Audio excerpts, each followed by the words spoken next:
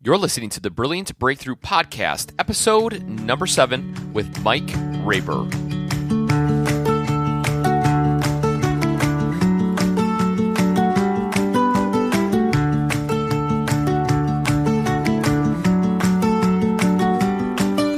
Welcome back, small business owners. I'm your host, Jake Naraki. You're listening to the Brilliant Breakthrough Podcast. Today, we have an amazing guest on the show. His name is Mike Raber. He is a co-author of the book, Brilliant Breakthroughs for the Small Business Owner, Fresh Perspectives on Profitability, People, Productivity, and Finding Peace in Your Business. If this is your first time listening, this podcast goes hand in hand with a book that is going to be released November 8th of 2017. November is Entrepreneurs Month. So if you know of an entrepreneur or a small business owner or somebody that's doing amazing things in the world, don't forget to give him a little applause, a little thank you out there, a little pat on the back for doing a great job and, of course, evolving this world. The world is evolved through entrepreneurs, individuals like yourself, and along the way, though, it's easier said than done, right? There's a lot of hurdles and obstacles that we all face, and it's challenging, and that is why Maggie Mayan created this book, Brilliant Breakthroughs for the Small Business Owner, to give you a fresh perspective on what is possible for you to win, literally to win, succeed in 2017 and, of course, beyond. Hopefully, you guys can grab the book that is going to be released November 8th. And before we get into the interview with Mike, I want to say two things. Number one, Mike's chapter is called How to Avoid the 3 Most Common Challenges Every Small Business Owner Encounters. Now, you're thinking, what are these 3 challenges? Of course, we're going to get into the nuts and bolts and details of his particular chapter. But the one thing that I really want to hit home that Mike talks about in depth and we kind of unravel a little bit is finances. I mean, who here is struggling with making sure that everything is square, you're doing the right thing for your business, you're not buying the wrong products, just because you think you need them as opposed to I really need them. And as we all know, when we go down this journey of running our business, we accumulate things or we spend things that we shouldn't be. And sometimes things get out of hand. And Mike really gives a lot of clarity and is pretty focused in on what is needed to help you succeed. Do you really need that updated computer? Do you really need the small things that will maybe be cool or hip or maybe be like 1% helpful? But is it really going to help you now or help you later? And it's just a reminder. Look, the things that are said in this podcast, in other shows, online, all over the place, these ideas are not maybe technically new, of course, or maybe in a different perspective and a different point of view, but they're kind of some of the recurring themes that we've all heard before.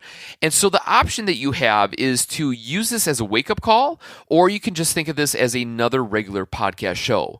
And so for me, as a avid podcast listener, besides being a host, I love to get reminded of the things that I'm not doing on a daily basis. And there's a lot of great things that have been said over the course of this podcast and I'm going to continue. But I think particularly with Mike, when it comes to finances, that we all know, but are you really doing? That's the question, right?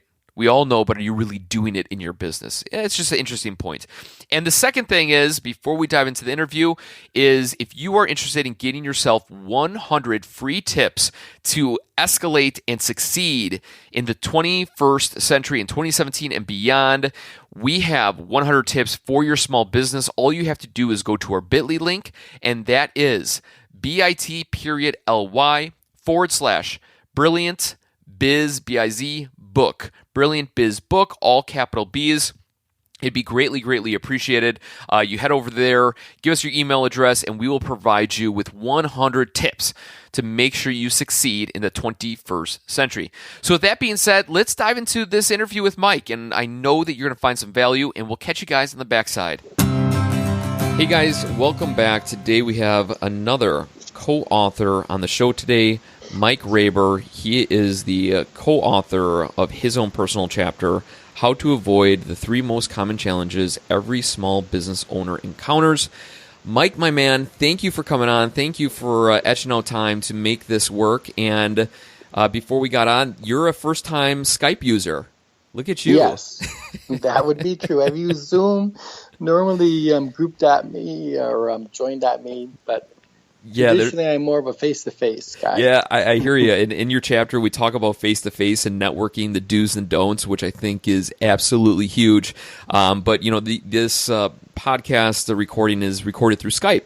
And sometimes people have Skype and sometimes they don't. And I walked you through the paces on making sure you're all up to date and technology savvy. So good for you, my man. So when it comes to challenges in business, obviously you have probably encountered yours, just like everybody that has been listening to the show.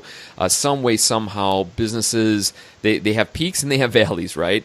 And Yes. Along the lines, you share some really good words of wisdom. But before we get into your chapter and your ideas, give the audience a background on who you are and what you're about.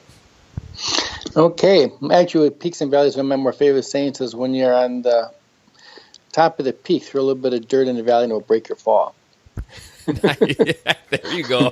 That's a good point. But I'm Mike Raber. I have been involved in business, both real estate on the financial side, consulting side, running various businesses for a better part of most of my life, actually. In fact, it's kind of funny because as I sit here, when I was 12, I had my first big paper route in a 4 or 5 apartment complex, which is 80 customers all indoors. A great route to have when you're a 12-year-old kid in Milwaukee, Wisconsin in the winter. Yeah.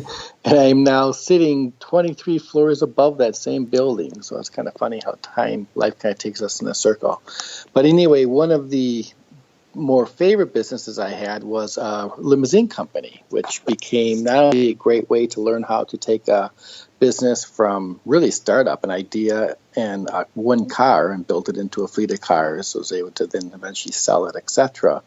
And at the same time, a lot of my clients were CFOs, CEOs, a whole variety of people from different walks of life. And many of them became mentors, became teachers. So it was kind of like being paid to go to college. It was a lot of fun.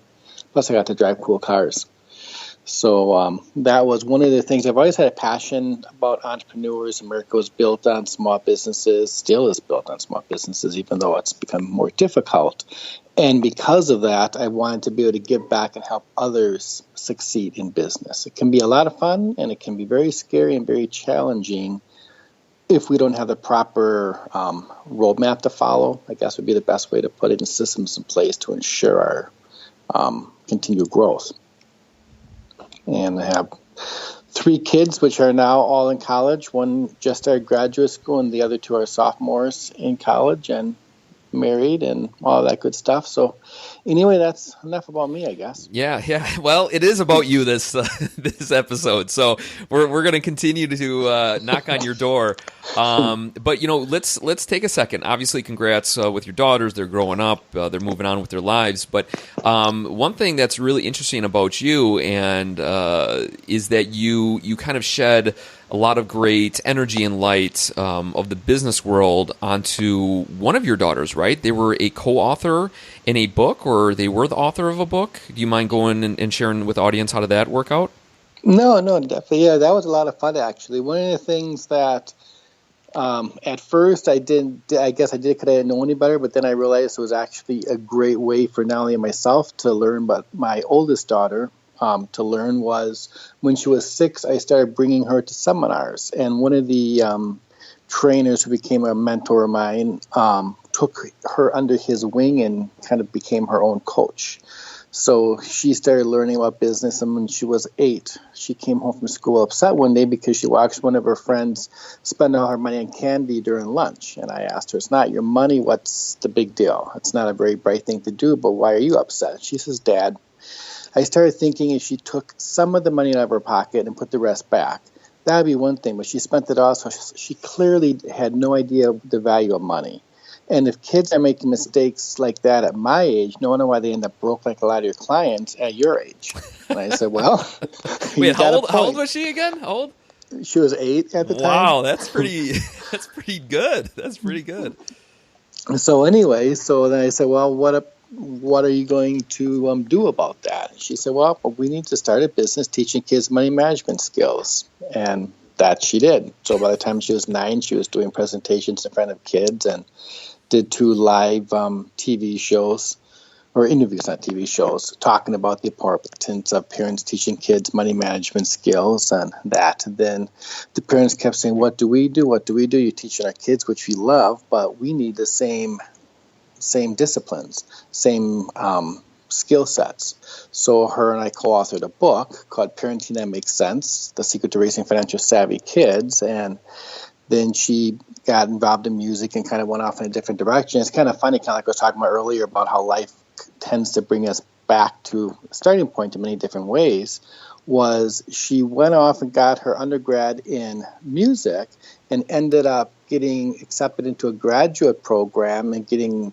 pretty much a full ride and stipend to not only continue onward with flute performance, but also she's helping with an entrepreneurship program in South Carolina where it's designed to take musicians that have a passion for music and a passion for business and helps them design a business that will use music to improve society, but at the same time create a business that will support their lifestyle.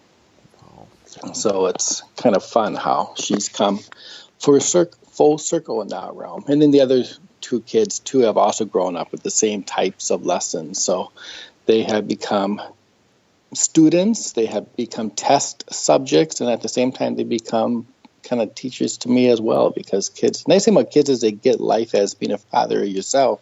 I'm sure you've discovered, although yours are still small, but they get things that are far simpler thing, whereas adults, we tend to confuse things. A kid won't. Ask a kid a complex question, you get a very simple answer, and it's usually spot on.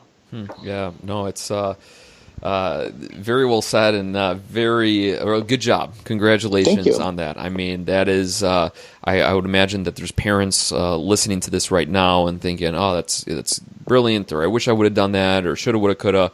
But good for you to listen to your daughter and to be proactive and to sit down, put pen to paper, and design a book and everything like that. Does it have legs today? Are people still picking it up? Are you guys still pushing it out there, or you're just kind of letting it sit on the shelf for now? Actually, it's being reborn. Oh, great! It had legs, it's on a shelf, and we've kind of taken the first version ends with her going off to college and my sharing some of my story and how the process led me into the financial business. And then we've kind of taken my piece out of it at the ending and concluded with her kind of how she went off to college, made it through her undergrad, went on to graduate school, and was able to do it for virtually very low money because she was able to get scholarships, stipend, etc. And to kind of teaching parents and kids how to prepare their own kind of roadmap so that when they do decide, if they decide to go to college, they can do it without ending up with hundreds of thousands of dollars in student debt at the end of it. Yeah, that is awesome. And also, too, just shed some light for myself because I got 3 young guns that will potentially go to college or whatever they choose to do in life as they continue. But did creating the book really help you guys secure some really cool scholarships through the universities? The book itself, no, but the disciplines that we learned through the process, yes. Okay. Cool. And without the book, I don't think she would have got the stipend for graduate school, which is, sure. Obviously it's not just the book. It's a lot of what she's done since then, but it certainly helped reinforce the story. Right. And, I guess the moral of the story, too, is again, you guys took action, right? Yes. You had the idea, you made it work. Did it open up magical doors? No, but it got you in a position that otherwise you would maybe be fighting against the masses as opposed to having more of a clear path. So, again, that's just really cool. That's great parenting. You're putting small business and teaching into practice, and I would only imagine that she's going to pay it forward to her kids or to other people that she encounters in her time. So, kudos to you guys.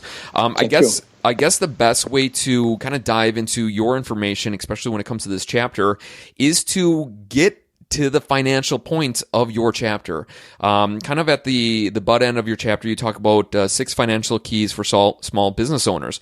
And obviously, the individuals that are listening right now are small business owners, individuals that are looking to, not only create sales and generate revenue and expand, but also they need to keep their eye on the most guarded, sacred energy of their business, which is money, which is cash. And as we were just talking about, there's some people that spend their money ridiculously. There's some people that hold on to it and they don't do anything. But for the people that are listening are usually taking action. So that means they're spending money, but they need to do it responsibly so they can pay the bills, so they have, money in reserve and all those different kinds of ideas. Do you mind walking us through the 6 ideas? Sure. The first one naturally is cash flow, because that's the lifeblood of a business. And if a business has cash or cash flow, they are able to survive and continue forward. If not, they tend to either fizzle out, or at least at, best, it stunts the growth. So having healthy cash flow is extremely important, and monitoring it. And if it's a situation where a business has an idea and it might seem like a really good idea, but is it the most prudent use of cash flow, then it's kind of, it may not be the best idea at that time. So continuing to watch it, monitor it, both on the personal side as well as the business side. Because one of the things, especially with small business owners, I find mistakes that they make is they will often move money from their business to the personal and vice versa, and often their life will cripple a really good business, versus using the business to fund their life, but doing it through proactive steps. The second is proper protection, making sure that they have enough protection in place to protect their business, to protect their employees, to protect themselves, but not too much. Great example, I bought a brand new limousine years back, and I was paying a pretty penny on insurance for that particular car, but like any vehicle, they depreciate pretty quickly. So 3 years into it, I was still paying insurance on a $70,000 automobile that was now worth $40,000. So I was paying more than I needed. So I needed to take the insurance and bank it down to, because if I had an accident, they're not going to pay me $70,000, they're going to pay me $40,000. That's what the Blue Book value was. So when I bumped it down to $40,000, it cut my insurance in half. Wow, great. That's a great tip right there. Or the flip side, there was a gentleman who ran a very successful business, and because he didn't have a bloom policy on his family and on his business, he was getting ready to retire. Unfortunately, his daughter, 16-year-old daughter, slid in the rain and hit somebody and killed her, and he was sued. And not only did he have this horrific experience that he had to work through, but the lawsuit wiped out his business, and he wasn't able to retire. Wow. So he didn't have enough. A $200 a year balloon policy would have kept that from happening. Well, it wouldn't have kept the tragedy, but at least it would have certainly helped on the financial part.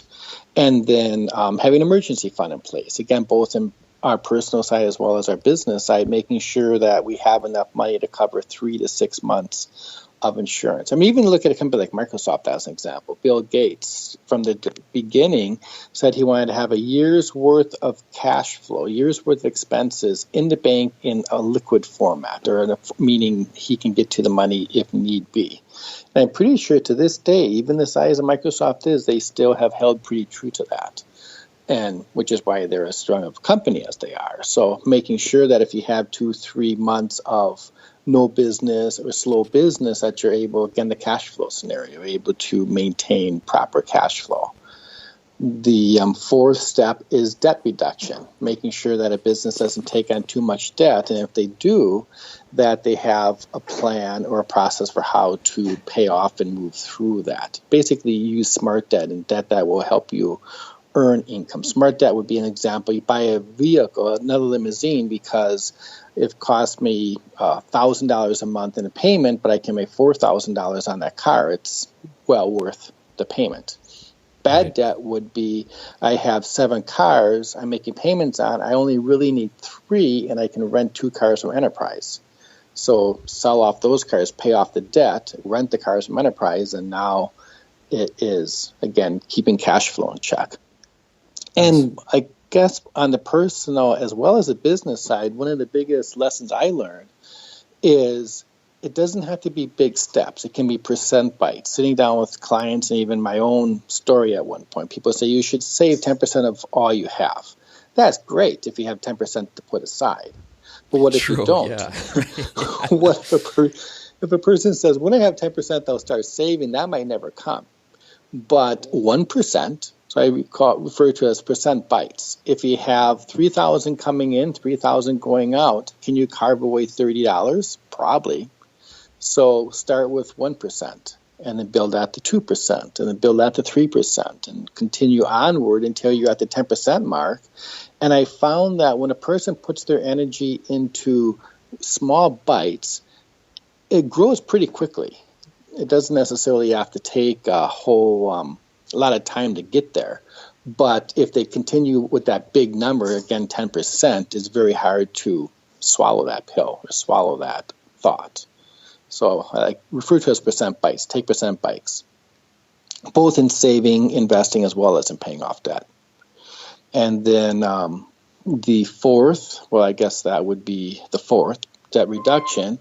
And the fifth, which is kind of funny, being in the financial business, you would think everything would be about the investing, putting money aside. But really, without the other four foundational pieces in place, it doesn't matter how much money one puts away or invests, etc., because if any one of the other four go awry, you can wipe out the fifth, as in investing for the future. And then taking, again, a percentage of what one makes. It might be 1%, it might be 10%, it could be hopefully more, and putting that into starting out with a liquid, meaning that you have access to its emergency fund, etc., but into different business investments that will allow a person to safeguard that cash and grow it. And it could be reinvesting it back into the business. It could be investing into another business or into other strategies out there. That every business is different. Every person's financial plan, dreams, etc. are different. But just making sure that there's a certain amount of energy and assets allocated to for future growth. Cool. And that's pretty much it. All right, so very good points on your ideas, the 6 financial keys that you talk about. I guess the question I have for you is, what is the biggest and most important one that you believe in that people should really start implementing today? And then the second question is, what is the most kind of thing, the recurring theme when you talk with clients that they're not doing in their business that they should be doing? I would say the biggest overall piece, whether it's in life and or in business, is to continue to dream, to continue to focus on the big picture, to know what your business is going to look like in 6 months, in 1 year, in 5 years. And then, as Stephen Covey once said, back engineer it to, what do I have to do today? What one thing can I do today that is going to move my business forward? And then what one thing can I do tomorrow? And what one thing can I do the next day? And a lot of times I'm as guilty as the next. And I'll focus on the big picture, sometimes to the point of forgetting what I need to do today to move me closer to that big picture. And it's, on the other hand, if I only focus on what I have to do today, it becomes mundane, it becomes boring, it's not as fun. You need a big picture or that dream to jazz you, to make you, it's the why. Why do we do what we do? Why do we go into business? Is it because we want to make a lot of money? Is it because we want to be able to fund a passion of ours, to do whatever that why is? What is the reason behind it? To serve clients, to, can go on and on and on. What is the reason why? Focusing on that, because that's what a mentor once said, if our values are clear, our decisions are easy. And if we go up against the biggest obstacle and we focus on the obstacle, it's going to stop us. It's going to slow us down. If we focus on the big picture, like a martial arts as an example, if a person's going to break a board, if you punch the board, you're going to hurt your hand. If you punch through the board, you're going to break the board. Because the board is merely an obstacle between where you're releasing your hand from and where you're projecting your hand to. And as long as you're able to focus on the outcome or the point beyond the board, your hand will gracefully go through the board. Now, granted, it takes practice, so don't go out there and grab a board and try it right away. But our goals are the same way. In business, we know where we want to end up, hopefully. And if we don't, then that's the first place to start, is what's that big picture look like, that plan. And even on the financial side, sitting down with the client, I will have them put together and spend a fair amount of time figuring out what are their dreams. What do they want to do when they retire? What's that look like? What do they want to do while they're working, while they're growing their financial life? And focus on those dreams, because that's what's going to make the plan come alive, whether it's a business plan or a financial plan. But then again, focusing on, okay, now if I want to go from A to D, what does B and C look like? And what do I need to do in A.5 to get to B, and in B.5 to get to C, etc.? Another saying that a mentor taught me a while back was, a lot of times we get so focused on one idea or one object, or today we have a bad day, and we start beating ourselves up over it, which then bleeds into a bad week. And now we're beating ourselves up over, and not necessarily beating ourselves up, but, oh man, I can't believe I just wasted a whole week. Then a month goes by, etc. Whereas if you break it up in, if 1 week a person has, let's say, 4 productive days, they won the week. If 1 day you have 2 or 3 productive hours. Now, what I mean by productive hours in business would be lead generation. If you spend 2 hours a day doing some form of lead generation activity, which is going to move your business forward because you're going to acquire new clients, etc., you win the day. It doesn't take a ton. A lot of times we think that we have to go out and call 10,000 people, or we have to do these big things. But in reality, we only have to do a little bit, but we have to do it each and every day consistently over time, and the consistency is where the results come from. So again, if you have 2 hours of lead generation in 1 day, you won the day. If you do that 4 days out of the week or 3 days out of the week, you won the week. I would say 4 days. So you have a couple of days that nothing happened, life got in the way, business got in the way. That's okay. As long as you reach those 4 days, you won the week. If you have 3 successful weeks out of the month, you won the month. So it's, again, focusing on the little steps, but then also giving ourselves grace for life to happen too, because it's going to happen anyway. You might as well enjoy the ride. Yeah, no doubt about it. No, that's very true and well broken down. And it's just a reminder to all of us that not to let the rock keep rolling down the hill. You know, there has to be at some point when we kind of have to shake ourselves up and say, okay, that it is what it is. It's time to move on and get past that. So, I guess a personal question I have for you. Obviously, when you start a business and you're in the process of designing what it is that you're trying to sell, and there's a lot of moving parts and pieces and stuff like that. We obviously just talked about different ways to save money and to enhance the money and to make sure it's a good investment. In today's world, where almost every program, now the reason why I say program is because some way, somehow, usually we're documenting either our income or sending out bills through the internet, through different companies. They provide different services that we utilize for us to obtain payment, to obtain email capture, to obtain hosting, and all these other keywords in this online world that we're living in now. It can be very daunting when you start to sign up for all these things you have to start to run an efficient business when you don't have any money coming in. And obviously that's the whole point of small business. I mean, you need to fork out the money before the fork comes into your mouth, and it's just one of those things that sometimes it's very scary, especially people that were not raised in a background of knowing, it's going to take a little bit of money to make the money. I guess, what do you remind people of? What do you say to them during the progression of their business? Obviously, I would imagine there needs to be self-checks to make sure as the months go on, is this really something you need? And you can dial it back or expand here and there. But I'm curious, with your background and the people you talk with, what are your thoughts on that? Okay, so it's focusing on how can I, as an example, I was working with a marketing person, and I asked her to come up with a business card, a threefold or twofold flyer, and a logo for under $400. Because that's something that an entrepreneur can afford starting out, and it's really all they need for the first year to a business. They don't need a big fancy website if they're just starting out. They need a business card, probably a smartphone. It would be nice to have some form of logo that you can start building your brand around. But a lot of the stuff we do in business, we can do with a little bit. And So try to minimize the beginning, I guess, cash outflow. Try to minimize taking on debt unless it's going to, that particular asset is going to help us radically increase our income.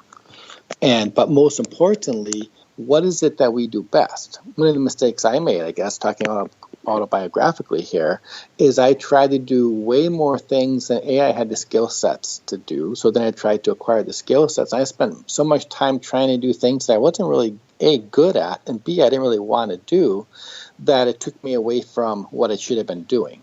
So I started to watching clients. And what are my clients back when I had the limousine company doing? The ones who are really successful, what was the one common denominator? And I would say probably the biggest common denominator was they knew what they did. They would do that, and then they would surround themselves with other people whose skill sets were their weaknesses. So they were always focused on what they did well, and because of that, they could do it easily, efficiently, somewhat more quickly than others. And then everything else that they, I just lost track of the word I'm looking for, not dictated out. They delegated the resources out. So as an entrepreneur, a lot of the stuff that entrepreneurs spend their day doing, they can find other people, and it doesn't necessarily have to cost a lot to do so. But delegate out those resources because we probably aren't, if we're not doing it well, it's because we're not interested in them. We're not passionate about it. Traditionally, I found. So again, delegation would be number one. And then surrounding yourself with other people whose skill sets are your weaknesses and having them do it as kind of having a team mindset. And then good old hard work. Kind of going back to my daughter again as an example, when she was in her third year of undergrad studying flute, her goal, and still is to play in a symphony someday. And one of her classmates, every year in music school, at the beginning of the year, you take an audition, and you audition for the seat that you're going to have in the school symphony that year. And one of her classmates her audition piece was a piece that my daughter played a couple of years before, so she knew how to play it. And she's giving her classmate advice on how to play this piece better. When she's done with it, her professor walks up to her and says, "Sabrina, you know that you are auditioning together, right?" And she goes, "Yeah." And she says, "Well, you're teaching her how to play the piece better, and yet she's auditioning for the same seat you are. Is that good? A good idea?" And my daughter looks at her and says, "Well, the only way she's going to beat me is if she outworks me. And if she does, she deserves it." Nice. So yes, by her teaching the girl how to play the piece better, it helped her, and it certainly made her piece sound better. But she still had to be willing to do the hard work. She still had to be willing to show up when it was time to show up. And my daughter knew she was going to, and that was I knew my daughter was going to, and that was, because of that, the confidence came with it. Wow. So I guess in business it's the same way. Yeah, for sure. Well, obviously she learned that from somewhere, so it had to come from you, my man. Thank you. Good job again. You're killing it. You're killing it. So, look, we kind of went down this journey of understanding what we need to do financially to make sure that our business is running good, that, we have, everything kind of figured out and we're not over splurging on areas that we really don't need to. The obvious question is, where the heck do we find the money? Money comes from usually bringing in new clients, new ideas, sales, whatever you want to call it. But you really dive deep into networking, and we still have some time left, and I really want to etch this out because there's good and bad networking techniques. And I think we always notice the bad techniques when it comes to networking. But we need to really focus in on the good. And if you could walk us through the process that you kind of outlined on the way that we should approach networking. So I think obviously let's start with bad networking techniques and kind of nipping in the butt the things that we should not do first. Okay. I would say the most common bad networking thing is being a business card grabber. The person who goes to a networking event with the sole purpose of getting as many business cards as they can. And then they leave the event with 20, 30, however many business cards they have, and they do nothing with them. And while they're there, they make no effort, or they don't really do a very good job at making effort in building relationships with any of the people they talk to. So that would be the first scenario. The second scenario would be having a me-focused mentality. They're out there networking, which is great, but they're trying to find people that they can get business from, versus who in this network either A, has a skill that I might know someone who could utilize that skill. They may be able to utilize that skill. Who can I get business to versus who can I get business from? And that's probably the biggest differentiator. Is, in fact, I remember I was talking to a person who had this huge database. He had a stack of 50 cards on his desk, and he was talking about how he knew all these people, but he couldn't get any business from them. And I said, you have business cards. They're not people. They're pieces of paper with people's names on them. Pick up 5 cards and tell me 3 personal things about any one of those 5 cards. And he couldn't do it. And I said, okay, the first thing I want you to do is take 5 cards out of that stack and invite them to lunch. And spend the time at lunch getting to know them.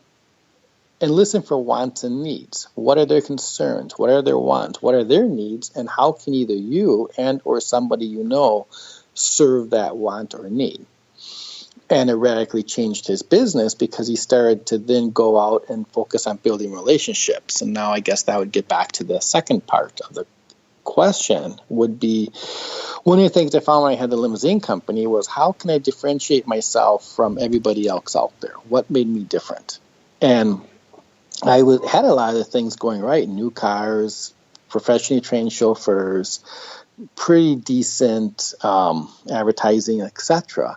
But everybody else did a variation of that as well.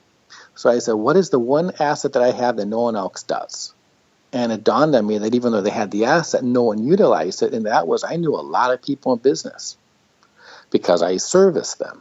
So I went back to my clients and I said, I want you to think of me as a high-end concierge. From now on, I'm Jeeves. If you need a plumber, a painter, candlestick maker, whatever it is that you need, call me for that need. And I would then go to networking events, back to networking, and I would look for people that had unique skill sets, that had solutions to the needs of my clients or potential needs that my clients might have. And I started to build relationships with those people. Again, it kind of goes back to what I was talking about earlier, is surround yourself with people whose skill sets are your weaknesses, who out there are good at what they do, have a heart to serve, that you could put your name to, and you know they'll take good care of your clients, and then go to work at finding them work. And in doing so, business will come out of the woodwork. Referrals will come out of the woodwork. So as an example, I had a client that was on her way back from the airport, and she had bought in this big house, and she needed a foyer. Had a foyer that she needed a painter for. So she asked me, hey, do you have a good painter? And I say, yeah, of course. So I call up the painter and ask the painter to call her and set up an appointment to come by and look at the foyer. And long story short, he did, and then he painted the foyer for her and called me up as soon as he was done and let me know that he was done with it. And then I called her and asked her how it went. And of course, she said, oh, thank you so much. It went really well. I really appreciate the fact that you not only referred him to me, but that you took the time to call up and find out how it went. And I reminded her that I value her as a client. She means a lot to me, both in business as well as in life. And I'm never too busy for her or anyone she cares about. And that was kind of the referrals question. Instead of saying, who do you know that you refer me to? Just say, I'm never too busy for you. I'm never too busy for people you care about. I'm always here to help you, and lead with the servant's heart. And the business comes naturally because of that. And she then had a housewarming party. And 4 different people that came to the party asked, because they knew of her conundrum, they asked where she found the painter from, of which she told them the story. She said 4 different people's response was, wow, we're lucky if our limousine company picks us up on time. Your guy does that? And she says, oh, yeah, all the time. And they said, do you think he would do that for us? And she said, I don't see why not. So my goal was to help her with her challenge. She needed a painter. My goal was to serve my friend John, who was the painter, and help him get more business. But because of that, I picked up 4 corporate clients. Yeah, that's cool. So it's having that, going to a networking event, kind of going back to the networking question, and when you walk in, first have a predetermined reason for why one goes there. What is the outcome? What's your desired outcome for that event? To meet 3 people, to find 3 new clients, etc. And then go into the event and think, okay, who can help with this need? Who might be able to help other people that I know, and then focus on building 3, 4, 5 relationships with people in the room. And as you talk to people in the room, and this is any networking event that one goes to, or even, I guess, meeting somebody in business, but I guess the point of it is focusing on, okay, who is it that I'm talking to? What is it that they do? How can they help myself and or one of my clients? And what are their own wants or needs? Listen again for those, I don't want to say hurting points, but we all have things that we need, and listen for those wants and needs. And then how you address that? But do so in, say, 3 minutes, 5 minutes. Build a little bit of relationship with that person while you're there. And then once you identify that, yes, this is indeed someone that falls into what I'm looking for, or that has a need that I can utilize, then set an appointment for coffee. And once the appointment is set, move on to person 2, person 3, person 4. So instead of walking out of the meeting with 3 or 5 or 10 or 15 or however many business cards a person has, walk out of the meeting with 3 or 4 appointments for coffee for the following week. And then showing up at the appointment with the intention to get to know that person better, and from that build a relationship. Not focusing on how can I get business from them. People are smart. They can pick up on if you are there because you want to get to know them, or you're there because you're hoping to get business from them. Yeah, totally. No, valid points. I think the biggest is when I first started networking, I was young in the game, and I wanted to speed up my progression, and I wanted to get better at my craft. I wanted to find people that could pull me up. And every time I would connect with somebody, this is totally the wrong thing to do. I would think in my mind, like, what can this person do for me? Like, does this person have a contact for me? You know what I mean? Like, I was really just using the person. And in reflection now, that was obviously the most horrible way to ever go about that, because you don't know what that person has within the first 2-3 minutes you talk to somebody.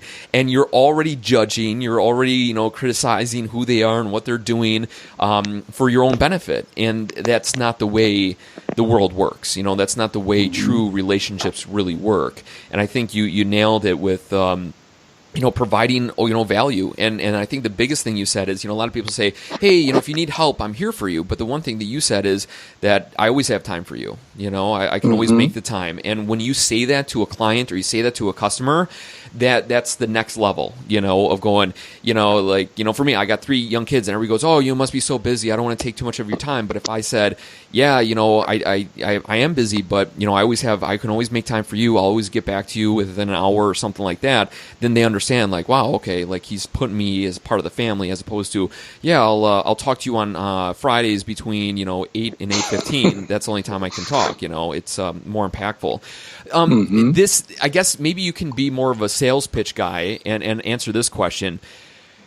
Do we still need to go out and meet people face to face? Yes. Now, is it the only way in today's world? No, we can do a lot of stuff via Skype, via Zoom, via other online, like what we're doing right now. However, I think you still at some point have to have that face-to-face interaction for a true relationship to be built. But yeah, so I guess the easy answer is yes. However, there's lots of ways to, once you have that connection, or even leading to that connection, to use resources out there to build and grow the relationship or the contact with. Yeah, one event that you and I go to, it's like a lunch and learn kind of thing. Lunch, meet, it's a meet and greet, and then, you learn something for your business, or, somebody talks about a, tactic or a new tool or something like that. And it's hard. It's hard to put that in your schedule. It's hard to think, oh my gosh, I got to drive all the way out there. I got to sit down. I got to network. I got to talk to these people, all that stuff. But either way, you still have to eat lunch. So you might as well do a networking thing, a learning thing, while you're doing something that you'd be doing no matter what. So the biggest beat of the drum, I think you really hit it out of the park, is that you need to get out there and you need to interact. And if you show people that you can get your butt out of your computer chair and into a new setting and interacting with people face to face, they trust you, they like you more, you have better rapport, and you have a deeper connection. Because this is good. Like what we're doing, yeah, it's good. But it would be better if I could see what you're doing, the way that you're expressing yourself, your mannerisms, the whole connection kind of thing is more powerful than just virtually talking over Skype, but yeah. Any other, I guess, when you talk with your clients and stuff like that, when they say, do you suggest to them that they need to go and market more? Do they need to go networking more? Do they need to do more face-to-face? And when you say that to them, what are the biggest setbacks that they throw at you, or excuses, if you want to call it, that don't allow them to go to those events? Time, I would say, would be number one. They don't have the time to. Number two would be the inability or not sure what to say when they're at the event. They're more of an introvert. They don't really like being in busy situations. But really, I would think that probably the biggest challenge is consistency. That people are great at doing pretty much anything when it comes to networking, marketing, lead generation, etc. But they often don't do it consistently. And the biggest or the bigger, outcome comes from that consistency. As an example, I will tell people to, on a monthly basis, send something to the client, whether it is via snail mail, ideally snail mail, email, giving it to the person, giving them something of value on a monthly basis. And it can be a small token of appreciation, but just a reason to see that person. And again, it's give, ask, receive. Giving them something first, then asking for, do they have a need, do they have a want, do they have something that a person can service them or service that need with, building the relationship. And from that, then they're able to receive referrals, receive business, etc. But doing it consistently. So again, back when I had the limousine company, I would send out, and at that time I used snail mail. I would send out an item, and I did it monthly, where month one, it would be a professional piece. Month two, it would be a personal piece, and then professional, personal, professional, personal. And the reason why is psychologically, it kind of goes back to saying people don't care how much we know until they know how much we care. So you want to show them that you do care about them as a person, not just as a possible business resource. But then once they know you care, you better also show them that you know what you're doing. And that's the professional side.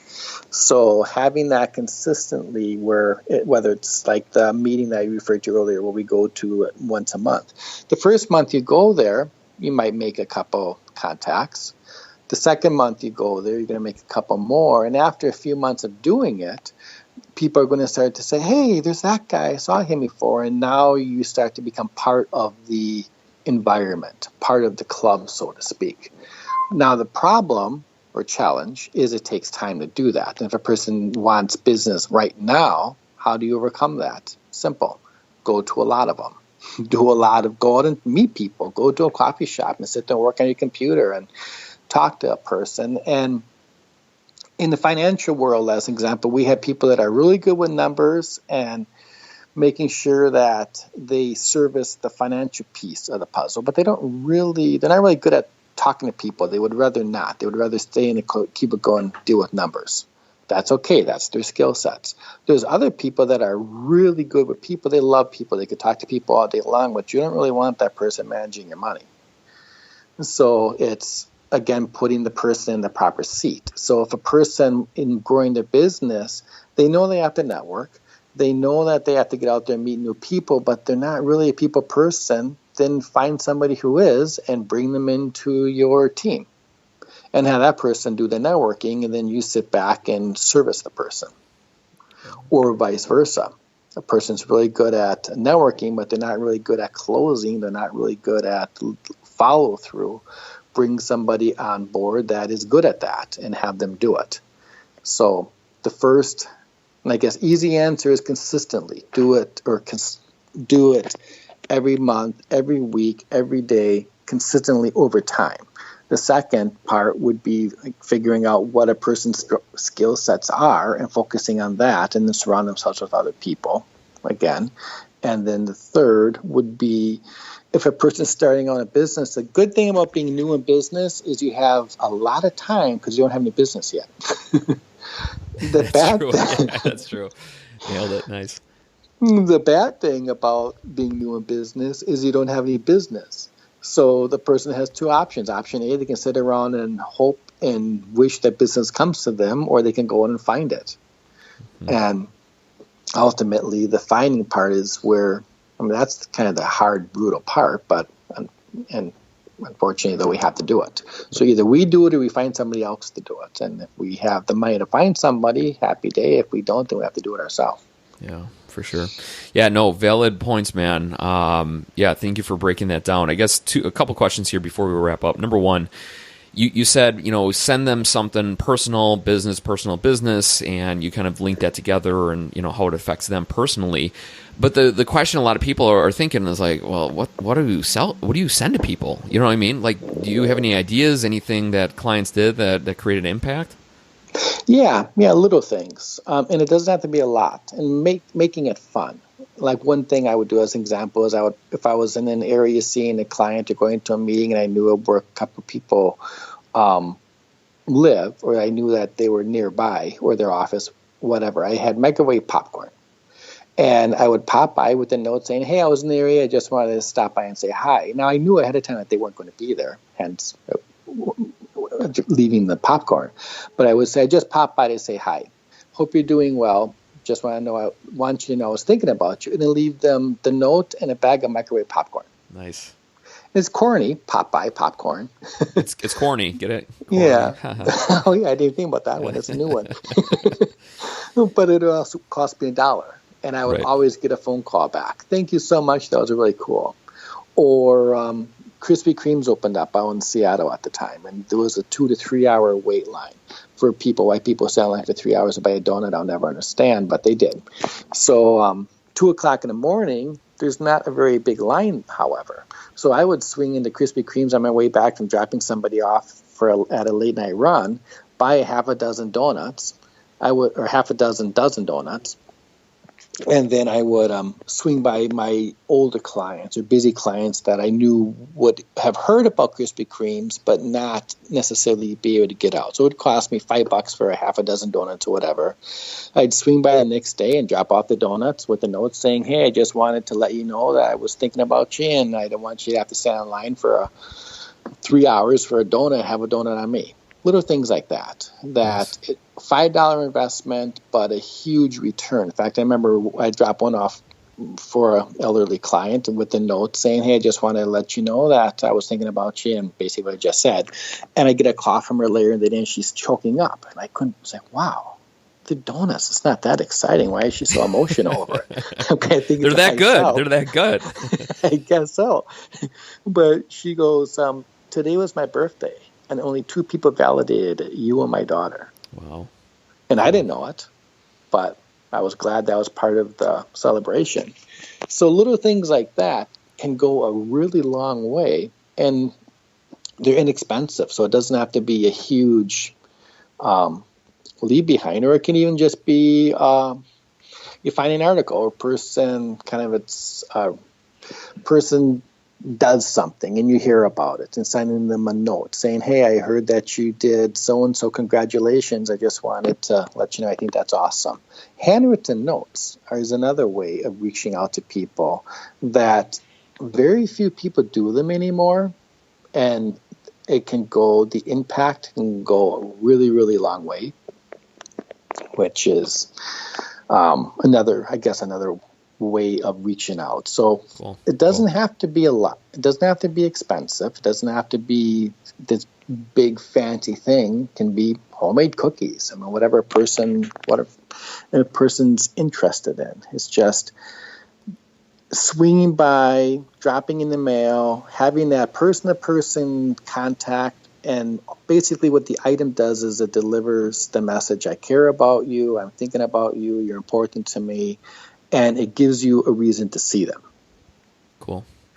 Versus just saying, hey, I thought it would be nice to chat, and showing up with nothing in hand. Then you're bothered, then you're a nuisance. I'm busy, go away. True. Awesome. Yeah, I think that's, keep it simple. But again, sometimes we get locked up and go, yeah, that'd be a great idea, but I have no idea what the heck to send. And everybody thinks it has to be branded and, this big, complicated kind of process. But in actuality, it can be very simple and very intimate, which can create an impact. The last question I have for you, this book is obviously called Brilliant Breakthroughs. For you personally, what was the biggest breakthrough in your own business? I would say the biggest breakthrough I had is mindset. Be careful of one's mindset. Kind of one of my favorite sayings is a person's business or income for that matter, will never outgrow their own self-esteem. So a lot of times people will leave a $20,000, $30,000, $40,000 a year job, and they have a passion or a desire to make $100,000 or $200,000 a year, and they know that they're in a business that gives them the ability to do so, but they still have a $30,000 a year mindset. Until they are able to adopt and think and act the way someone who makes $100,000 a year does, they will never get there. They'll continue to bounce off that inevitable glass ceiling. So it's figuring out, and Nick's question would be, well, how do you do that? Books, talk to people, find out what a person who is really good at what the person wants to do are doing and mirror them. Follow what they're doing and do the same thing. But most importantly, believe, and I had to believe that I had I deserved to make a lot of money. B, I had the ability to make a lot of money.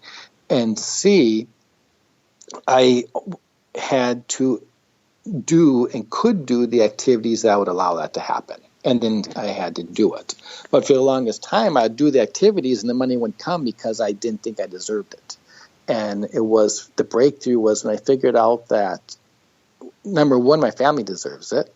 Number two, in order to do the things that I've been put on this earth to do, is going to take a lot of money. So if I don't make the money, if I don't do these activities, I'm not only cheating myself, cheating my family, I'm cheating tens of thousands of other people out there that I could ultimately help if only I'd get on my own way.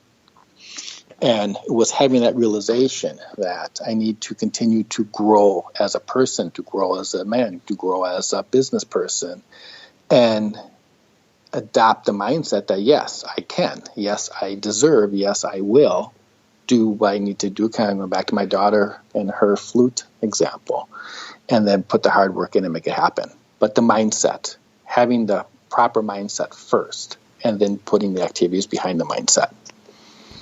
Cool. Awesome. I like that. Yeah, everything begins and ends in the mind. So, Mike, thank you for a great interview. How can people contact you and see all the great things you're doing in the world? Well, my phone number or website, there's a landing page that we're creating through Brilliant Breakthroughs. So that would be one easy way to do that. True. My website itself is sensiblewealthsolutions.com. And sensible is a play on words, so it's CENTSIBLE. Get it? Nice. And it's a brand that my daughter and I started with Parenting That Makes Sense. Sensible Solutions. Cool. So sensiblewealthsolutions.com. And all my contact information is there. Awesome.